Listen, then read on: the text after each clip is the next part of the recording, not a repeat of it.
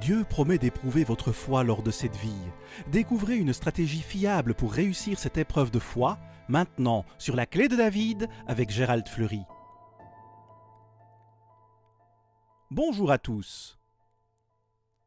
L'apôtre Jacques a été martyrisé vers l'an 62 de notre ère, alors que les temps devenaient extrêmement dangereux et Jacques était le frère de Jésus-Christ. Il a écrit un livre dans lequel il explique que de nombreux membres du peuple de Dieu se sont détournés à cette époque, mais ce n'est qu'un exemple de ce qui se passe dans ce temps de la fin. Pendant un certain temps, Jacques a certainement pensé qu'il vivait au temps de la fin, mais il a dû apprendre plus tard que son époque n'était qu'un symbole de ce qui nous attend dans ce temps de la fin. Et il y a un petit reste qui fait l'œuvre de Dieu, alors que la plupart du peuple de Dieu se détourne. C'est ainsi que les choses se passent dans ce temps de la fin. Vous pouvez lire Jacques 5, verset 3, là il est dit « dans les derniers jours ». Jacques parle donc de ce qu'il pensait être le temps de la fin. Jacques 1, verset 1. Jacques, serviteur de Dieu et du Seigneur Jésus-Christ, aux 12 tribus qui sont dans la dispersion, salut. Donc, ces gens subissent des épreuves massives et ces tentations et ces épreuves avaient une très grande raison d'être. Permettez-moi de vous lire un extrait de notre brochure « L'Épître de Jacques ». Remarquez, après s'être désigné lui-même comme serviteur de Dieu le Père et de Jésus-Christ, Jacques commence en s'adressant aux 12 tribus qui sont dans la dispersion. Nous devons regarder ceci spirituellement. Cela parle de l'Église ou de la famille de Dieu. Jacques poursuit au verset 2 et parle de « mes frères » et plus tard de « mes frères bien-aimés ». Et il s'agit de la famille de Dieu. Spirituellement, et elle est très en danger aujourd'hui. C'est l'ère laodicéenne de l'Église de Dieu, la toute dernière ère, et ces gens ont pour la plupart abandonné Dieu. 95% d'entre eux se sont détournés de Dieu. C'est la propre Église de Dieu dans ce temps de la fin. Mais nous devons considérer cela d'un point de vue spirituel. Lorsqu'il est question de la dispersion, cela signifie en fait des exilés. Et Dieu dit qu'il a exilé son peuple spirituellement dans ce temps de la fin. Il ne s'agit pas de l'Israël physique, mais de l'Israël spirituel. Permettez-moi de vous citer le commentaire Lange.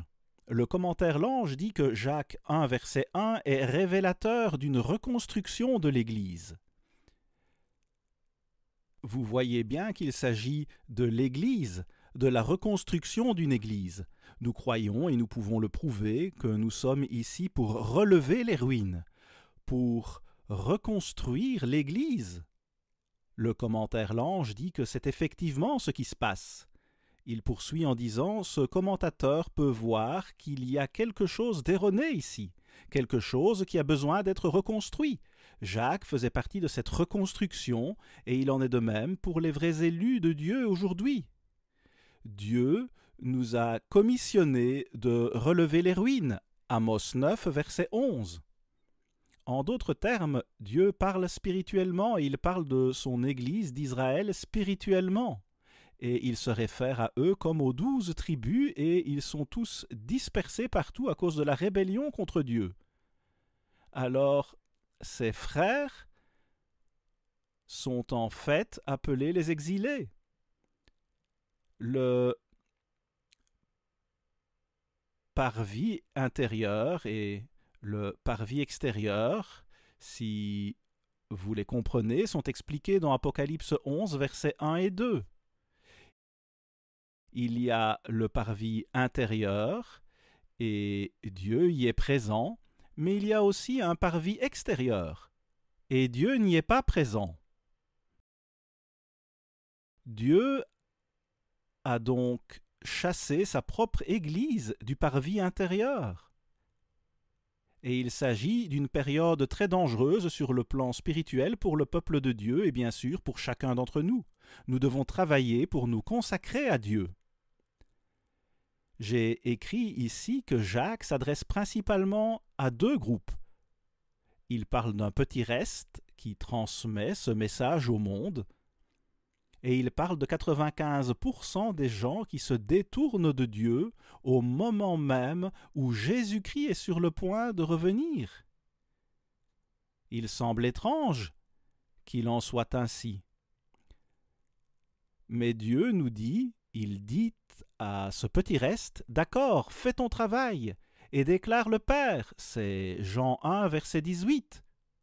Tu dois parler de la famille Dieu. Et c'est ce que nous faisons. Ensuite, Jacques parle du gouvernement. Le Père est le chef de la famille et Jésus-Christ est le chef absolu de l'Église. De la véritable Église de Dieu, le Christ en est le chef. Le commentaire Barnes dit de Jacques 1, verset 1, la phrase « les 12 tribus » est devenue aussi une sorte d'expression technique pour représenter le peuple de Dieu, l'Église. Ces commentaires comprennent également cela. Mais ici, vous voyez, les gens se détournent du Père et du Fils et de la famille de Dieu. Et c'est tout simplement la pire chose qui puisse arriver. Si vous ne croyez pas que cela a une signification spirituelle, vous n'avez qu'à lire cette brochure. Nous l'expliquerons. Mais lisez même le livre de Jacques dans la Bible. Il suffit de le parcourir pour voir que le contexte est spirituel. Encore et encore, vous pouvez le voir, et il s'agit d'enseigner et de proclamer l'Évangile. Remarquez les versets 2 et 3. Mes frères, regardez comme un sujet de joie complète les diverses épreuves auxquelles vous pouvez être exposés, sachant que l'épreuve de votre foi produit la patience, ou la force spirituellement. Donc ici, Dieu dit qu'il s'agit de l'épreuve de votre foi, de ma foi, de notre foi dans ce temps de la fin. Dieu veut savoir quel genre de foi nous avons, et que nous avons une foi solide selon laquelle nous marchons. Sinon, nous ne pouvons pas être proches de Dieu. L'épreuve de votre foi, c'est de cela dont j'aimerais discuter et que je vais vous expliquer aujourd'hui. Quel que soit le niveau de votre foi, Dieu dit qu'il va la mettre à l'épreuve. Nous devons être mis à l'épreuve pour être inébranlables.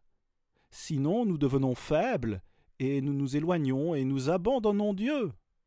Nous devons donc avoir une foi spirituelle, une foi forte, la foi même de Jésus-Christ, Galates 2, verset 20, la même foi qu'il avait sur cette terre. Nous pouvons et devons l'avoir. Alors, j'aimerais énumérer 4 points plus tard sur la façon de réussir votre épreuve de foi. L'épreuve de votre foi. Alors, Dieu veut que nous grandissions au sein de sa famille et que nous nous préparions.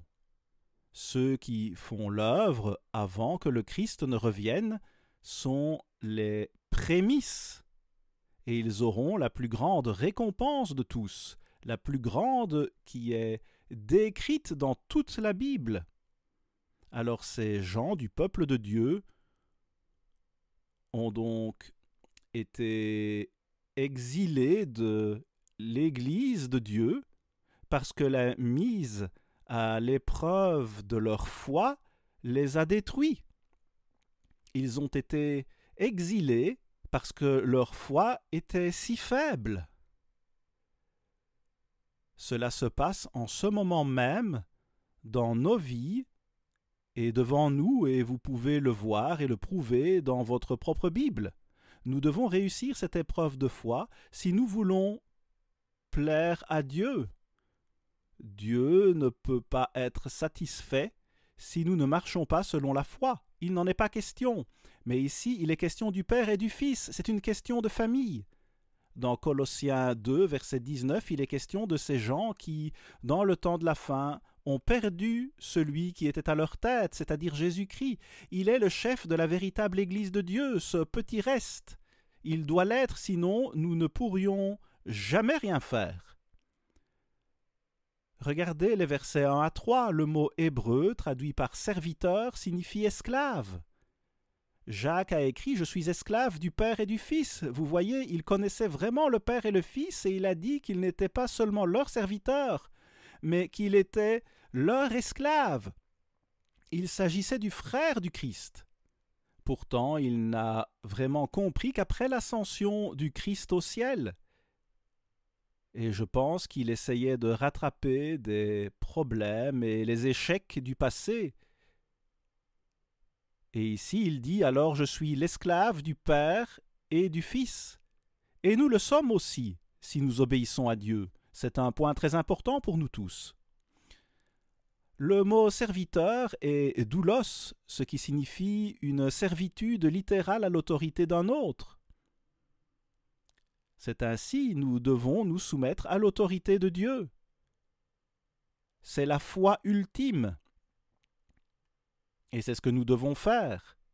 Jacques, malgré ce qu'il faisait et écrivait, n'était qu'un symbole de ce qui va arriver dans ce temps de la fin. Regardez 1 Pierre 1, verset 5. Permettez-moi de vous montrer quelque chose.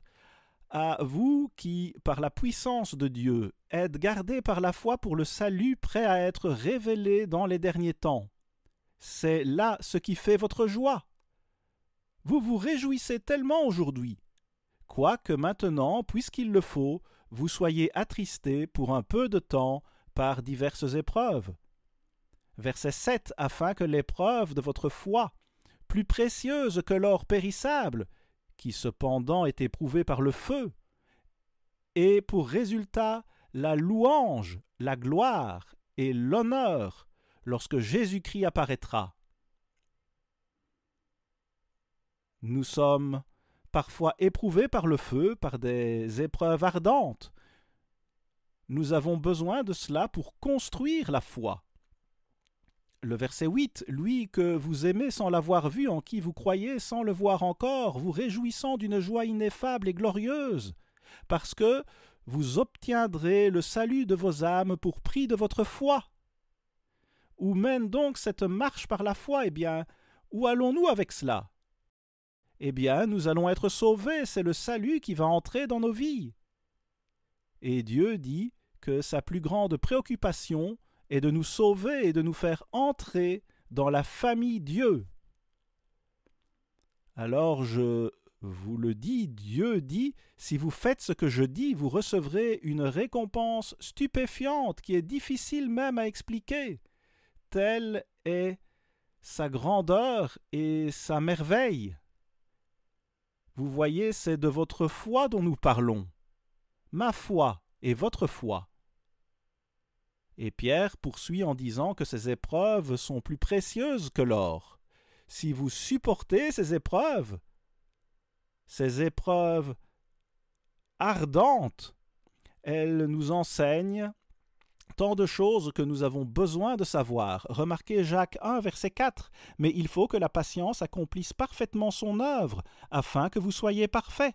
La perfection est mentionnée à 2 reprises, afin que vous soyez parfaits, et accomplis sans faillir en rien. » Vous voyez, nous devons être parfaits, nous efforcer d'atteindre la perfection et de réussir ces épreuves de foi que Dieu nous donne, parce que nous devons avoir la foi même de Jésus-Christ lui-même et ce qu'il avait sur cette terre lorsqu'il y vivait.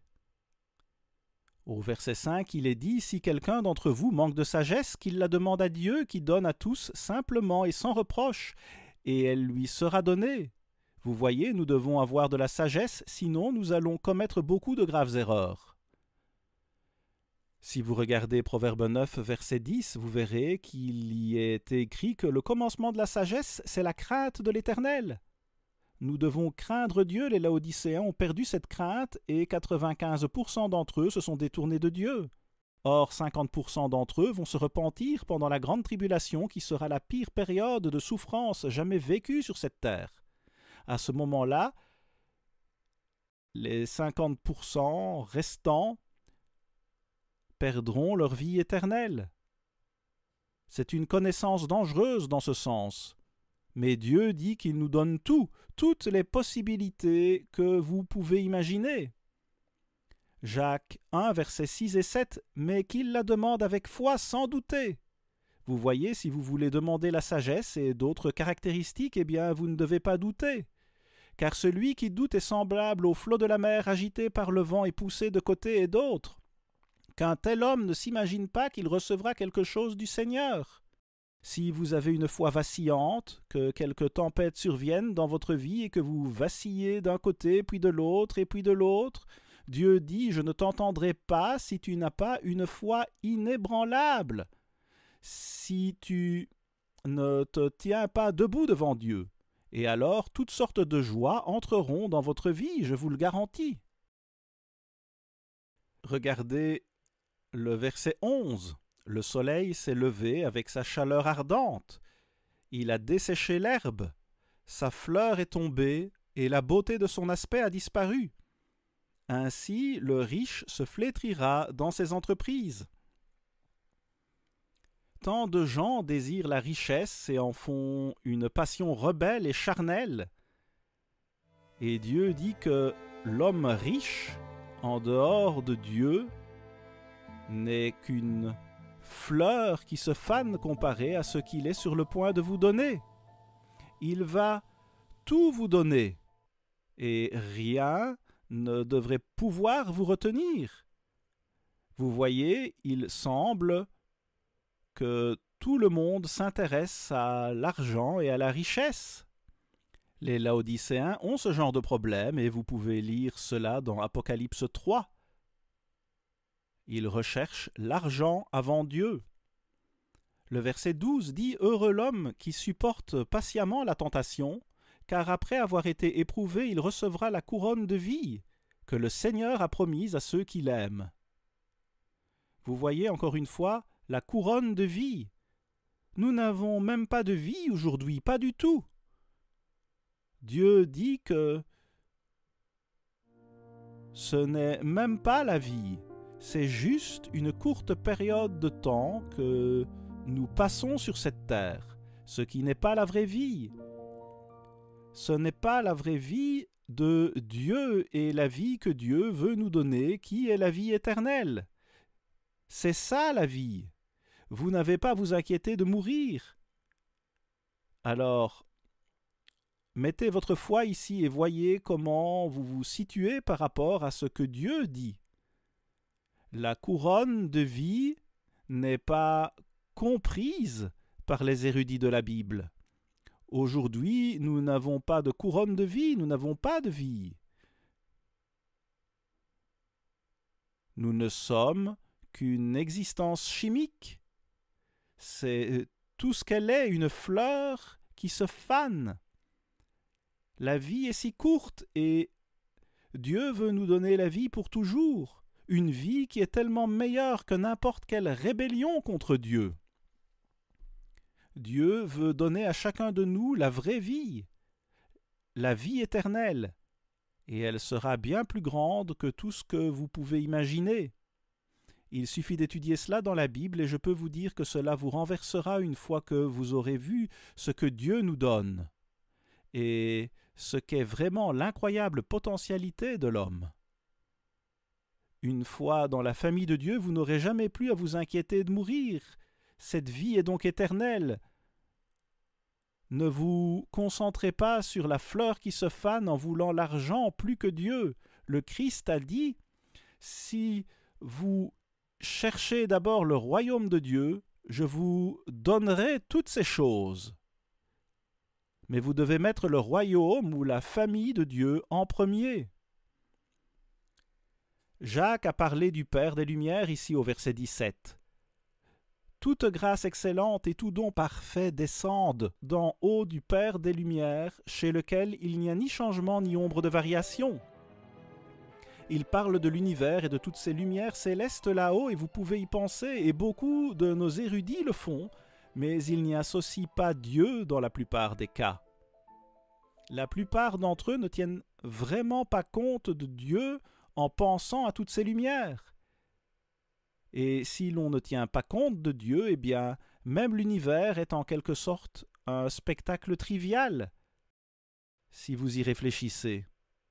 Dieu dit que ce qui le préoccupe, c'est de se créé lui-même dans l'homme pour régner sur tout l'univers. Dieu veut que nous nous y concentrions, notre foi devrait tourner autour de cela. Nous avons toutes sortes d'articles sur le Père des Lumières et sur les 1000 milliards de galaxies et ainsi de suite. Nous écrivons souvent à ce sujet. Il y a beaucoup de gens, beaucoup d'érudits qui trouvent cela si inspirant et édifiant, et c'est effectivement le cas à bien des égards. Mais cela ne servira à rien si nous n'entrons pas dans cet univers et si nous ne le dominons pas, ce que Dieu veut que nous fassions tous. C'est notre avenir. Ces choses sont vraiment merveilleuses. Certainement, c'est au Fils de Dieu et à la création des fils de Dieu que Dieu s'intéresse. Les Laodicéens n'honorent pas le Père. Ils ont perdu la vision de la famille. Dieu se recrée dans l'homme. Et les gens parlent de naître de nouveau. Mais remarquez ce que dit la Bible. Vous devez comprendre et vous devez vous concentrer sur le fait de naître de nouveau. Et nous ne sommes pas nés de nouveau aujourd'hui. Permettez-moi de vous citer quelques passages des Écritures, car il faut que ce corps corruptible, la chair dont nous sommes composés, revête l'incorruptibilité, l'esprit. Celui qui est né de Dieu est esprit, et que ce corps mortel revête l'immortalité. Il faut donc que la chair soit changée en esprit. Cela a été écrit dans notre brochure « Qu'entend-on au juste par naître de nouveau ?» Et un peu plus bas, jusqu'à ce que nous soyons nés de nouveau, nous ne pouvons pas voir le royaume de Dieu. Jésus à Nicodème, Jean 3, Verset 3. Jusqu'à ce que nous soyons nés de nouveau, nous ne pouvons pas entrer dans le royaume de Dieu. Jésus à Nicodème, Jean 3, verset 5. Vous voyez ? Étant encore chair et sang, comme Nicodème l'était, et nous le sommes, nous ne pouvons pas hériter le royaume de Dieu. Nous devons être des esprits, des êtres spirituels. Nous serons nés de nouveau dans le futur, dans un futur très proche, quand Jésus-Christ reviendra. Et alors, ces prémices vont naître directement dans sa famille, et monter sur le trône de David, le partager avec lui et être l'épouse même de Jésus-Christ. Alors, Dieu poursuit en parlant de l'engendrement. Pourquoi Dieu parle-t-il tant de l'engendrement ? Parce que nous sommes engendrés aujourd'hui. Nous ne sommes pas nés de nouveau aujourd'hui, pas aujourd'hui. Nous renaîtrons dans le futur en tant qu'êtres spirituels, mais nous ne sommes engendrés aujourd'hui que si Dieu travaille avec nous. C'est aussi simple que cela et nous devons comprendre ce que signifie naître de nouveau. Et quel merveilleux avenir nous avons si nous nous concentrons sur cela avec foi. Et si nous nous éloignons des autres choses. Le deuxième point que j'énumère ici après naître de nouveau, c'est que nous devrions être prompts à écouter. Soyez prompts à écouter, dit Dieu, soyez vraiment prompts à écouter Dieu et il vous dirigera. Le troisième point, c'est la parole implantée. Il dit implanter la parole de Dieu dans votre esprit. C'est sur cela que vous devez vous concentrer. Et le quatrième point qui vous aidera à réussir l'épreuve de la foi est de mettre en pratique la parole, Jacques 1, versets 22 à 25. Nous devons pratiquer la parole et non seulement l'écouter. Si nous mettons en pratique la parole, nous recevrons la récompense la plus étonnante et la plus magnifique dont vous ayez jamais entendu parler. À la semaine prochaine, ici Gérald Fleury. Au revoir les amis.